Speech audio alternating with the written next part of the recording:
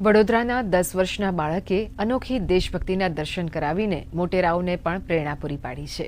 શહેરના અંશ શાહ નામના 10 વર્ષના બાળકે પોતાની 4 વર્ષની બચતની રકમ ભારતીય સેના ફંડને અર્પણ કરીને પ્રેરણારૂપ કાર્ય કર્યું છે।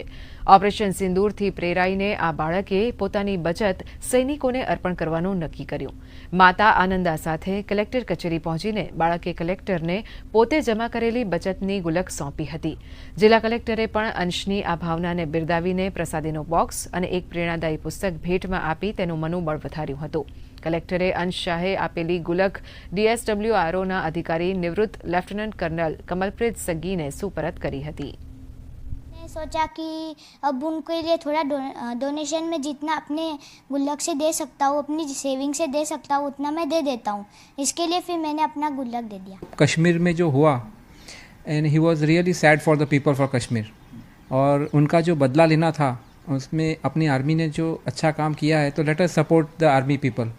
तो इसलिए हमने अंश को यही सिखाया था कि what ever way you can help your friends, you can help your कोई आसपास दिखे तो आप हेल्प करना। उसको ऐसे ही हमने बॉर्न एंड ब्रॉट अप किया है। 10 साल के बच्चा जो कि टॉयज़ चॉकलेट्स के बारे में सोचता है, आज उसने ये सोचा कि ये छोटी मोटी मेरी जो कमाई है, जो कि छोटी नहीं है, इसका वजूद बहुत भारी है, इसका वजूद बहुत बड़ा है। और उसने ये सोचा कि मेरे ये इंडियन सोल्जर्स के पास चला जाए जिसको इसकी ज़्यादा ज़रूरत है। What a thought, a wake up call for all of us that when a small child can think of such a big thought, then हम सबको भी इस सब के लिए तैयार हो जाना चाहिए। અને આ સાથે જ આ સમાચાર બુલેટિન અહીંયા સમાપ્ત થાય છે। નમસ્કાર।